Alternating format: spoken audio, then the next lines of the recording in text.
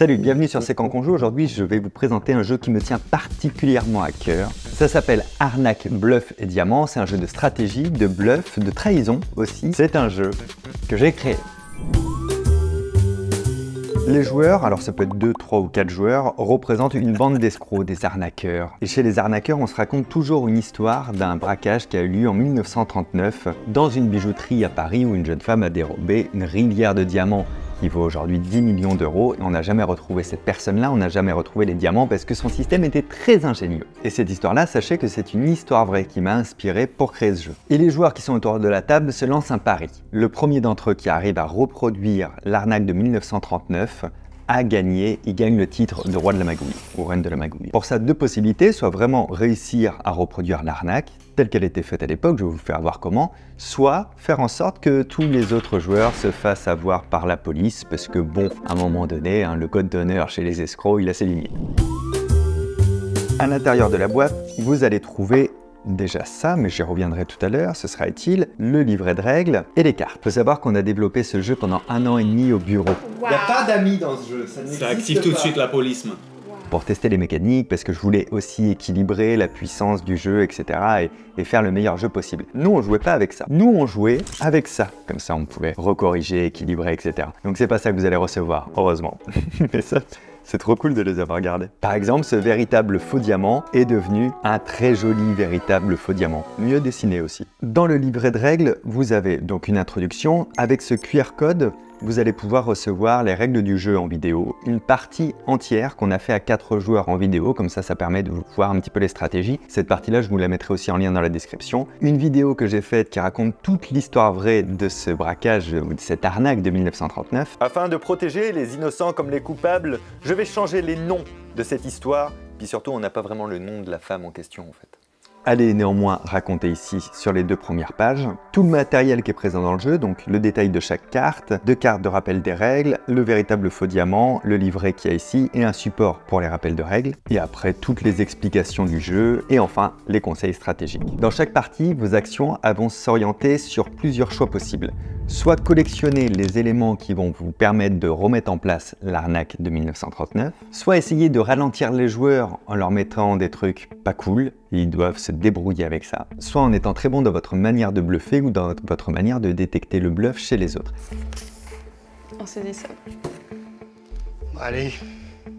T'as quand même un peu hésité dans la voix, hein. Ça fait un... Mais je vais quand même la prendre.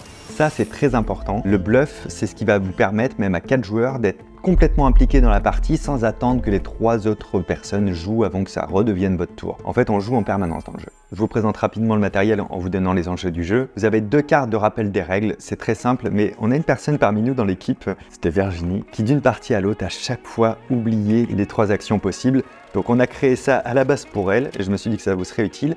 Vous mettez les joueurs autour de la table, et comme ça, ils ont toujours un rappel de chaque tour. On pioche une carte, on réalise une de ces 3 actions, et on lance un tour de bluff. Le véritable faux diamant, c'est pour se rappeler quel joueur est en train de jouer. Parce que comme tous les joueurs sont actifs en permanence suivant les actions qu'il y a, le joueur qui est réellement en train de jouer, on sait qui c'est, on n'a pas à se creuser la tête. Chaque joueur reçoit 5 cartes. Au centre de la table, c'est toutes les cartes qui sont à collectionner, qui sont achetables pour recréer l'arnaque de l'époque. Donc il y a une voiture de luxe, un bijoutier naïf, un professeur célèbre, une rivière de diamants et un rendez-vous. Ces cartes, elles ont un prix, on peut les acheter. Alors la monnaie du jeu, ce sont les pots de vin, parce que c'est des escrocs, donc ça vaut 5 pots de vin, 3 pots de vin, 3 pots de vin, 5 pots de vin et 3 pots de vin. Il y a 4 exemplaires à chaque fois, parce que les joueurs peuvent acheter un exemplaire de chaque, et comme ça se joue à 4 joueurs maximum, eh bien ça permet à tout le monde d'être servi.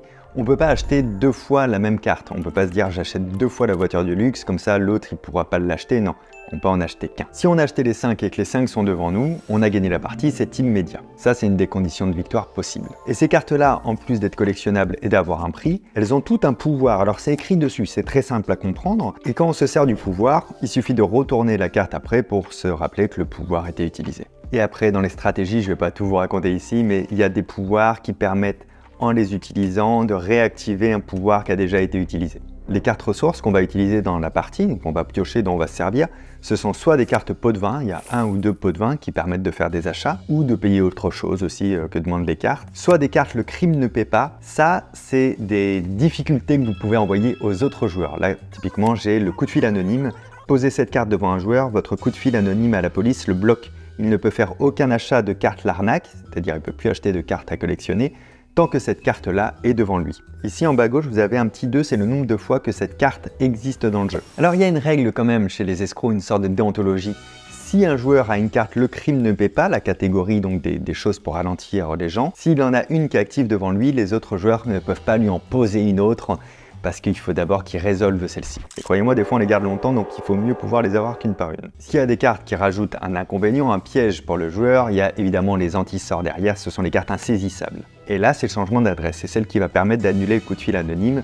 Brouiller les pistes en changeant d'adresse, cette carte annule la carte coup de fil anonyme, posez cette carte dessus, puis placez les deux dans la défausse. Vous aurez remarqué que là il y a un 4, donc ça veut dire qu'il y a 4 changements d'adresse. La règle est simple, il y a toujours 2 fois plus de cartes pour résoudre un problème que de nombre de cartes qui peuvent créer ce problème. Dans les autres possibilités, il y a une catégorie, ce sont les cartes bonus. Celle-ci, c'est la carte des ripoux. Les policiers ne sont pas si bien payés en arrondissant la fin de mois de l'un d'entre eux, avec 3 pots de vin. Vous pourriez faire disparaître quelques pièces de votre dossier. Par exemple, une carte police présente devant vous, les cartes pots de vin et la carte police sont ensuite placées dans la défausse. Et bien ça m'amène directement aux dernières cartes, les plus importantes, les cartes police. Les cartes police, on peut se les prendre à tout moment du jeu. Quand on se prend une carte police, je vous expliquerai vite fait comment, on la garde devant soi. Si on obtient 3 cartes police, ça veut dire qu'on a été grillé en train de préparer cette arnaque-là, on est arrêté et on est éliminé du jeu. Évidemment, il y a des manières aussi de faire sauter des cartes police, comme la carte ripou que vous avez vu tout à l'heure, ou des pouvoirs avec la voiture de luxe par exemple, au moment où la police arrive, donc on a une carte police qu'on est en train de se prendre, eh bien on peut disparaître dans la voiture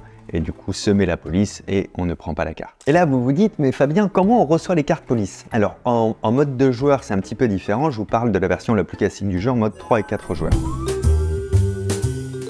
Quand le joueur joue son tour, il commence par piocher une carte, ça c'est obligatoire. Ensuite, il a 3 actions possibles. Soit il joue l'une des cartes qu'il a en main, soit il achète l'une des 5 cartes arnaques de la collection, soit il repioche une carte. Et ensuite, il lance un tour de bluff. Et là, une grande partie du sel du jeu est dedans. Tour de bluff, on prend une carte face en bas, on la donne à la personne qui est sur sa gauche et on annonce la typologie de carte que c'est. Le crime ne paie pas. On doit dire la vérité. Si c'est un pot de vin, on dit Un petit pot de vin. comme ça face en bas. Si c'est insaisissable, on dit Insaisissable. Si c'est la carte police, on est autorisé à mentir et à bluffer. Donc je peux envoyer une carte police en disant par exemple Un petit pot de vin. la personne qui reçoit la carte, elle peut accepter de la prendre ou refuser de la prendre. Si elle refuse de la prendre, elle la passe au joueur suivant, jusqu'à temps que ça revienne au joueur qui a lancé la carte si personne ne l'a pris autour de la table. Mais si l'un des joueurs accepte la carte et que c'est la carte qui a été annoncée, alors il la met dans son jeu. Je les prends vraiment toutes. Hein. C'est vraiment la 4e qui est tout. Pas de problème. Mais si c'est une carte police et qui s'est fait bluffer, alors ça veut dire que l'autre joueur lui a envoyé les flics, l'a un peu dénoncé. C'est la police! Coucou, ceci est une descente de police! Et donc il doit poser la carte police devant lui, elle est comptabilisée, c'est l'une des 3 cartes qui peut lui risquer l'élimination. Et si personne ne prend la carte, eh bien elle revient donc au joueur initial. Si c'est la carte qu'il avait annoncée, pas de problème, il la remet dans son jeu. Mais si c'est une carte police, il se la prend lui-même en effet boomerang. Et ça, des fois, ça met un petit seum. Le jeu a été complètement équilibré pour qu'on ait toujours 8 cartes maximum en main et que les dépenses d'achat fassent dépenser quand même beaucoup de cartes. C'est-à-dire que le tour de bluff, on pourrait se dire, bah, il suffit de jamais prendre les cartes et puis c'est tout. Mais en fait, on a besoin de ces cartes-là. On a besoin parce qu'on ne peut pas piocher tant de cartes que ça. Donc on a besoin de renouveler son jeu et c'est très intéressant de pouvoir choper des cartes insaisissables ou des cartes pot de vin qui peuvent circuler. Je suis très fier du graphisme qu'on a pu faire pour le jeu. Je suis très heureux aussi qu'on ait pu le faire imprimer en Europe. J'étais embêtant sur des détails, mais par exemple je voulais pas que les cartes se baladent, donc je voulais le renfort en carton, mais je voulais qu'il y ait des trous pour qu'on puisse mettre les doigts à l'intérieur et sortir le deck de cartes sans tout pencher. J'ai vraiment fait en sorte de créer un jeu auquel je voulais jouer moi, parce qu'on y joue beaucoup, mais qui a une vraie bonne qualité en fabrication. Et donc tout a été fait et millimétré pour que quand on range, ce soit bien rangé, parce que oui, je suis un petit peu maniaque. Les parties durent en moyenne 30 minutes, des fois ça peut être un peu plus rapide en mode 2 joueurs, mais après il n'y a pas de règles, il y a des personnes qui gagnent très vite parce qu'ils font une stratégie de collection et personne n'arrive à les ralentir. On va dire la moyenne c'est 30 minutes. J'ai aussi écrit les règles pour que vous puissiez en 2 minutes l'expliquer à n'importe qui et qu'il soit capable de jouer immédiatement. Si vous poserez sûrement la question du prix, c'est 14,95 €. On a essayé de faire le moins cher possible. Un jeu comme ça en temps normal c'est entre 20 et 30 €, mais on a essayé de limiter tous les frais de la production sans perdre sur la qualité pour avoir un vrai carton épais, des vraies cartes quali et faire un jeu très abordable. Et c'est un peu fou pour moi de sortir ce jeu de société parce que vous imaginez bien, quand j'ai lancé la chaîne C'est quand qu'on joue, c'est parce que je suis fan de jeux de société. Vous avez vu la quantité que j'ai. Je trouve que le jeu de société, c'est la vie, c'est la vraie vie pour rencontrer quelqu'un. Bref, on partage un vrai truc. Mais je pensais pas créer un vrai jeu de société un jour comme ça. Donc ouais, c'est un petit goût un petit peu particulier, un petit peu émouvant. Je suis content de tout ce jeu, j'espère que ça vous plaira. Et vous avez vu, la vidéo, elle a été entrecoupée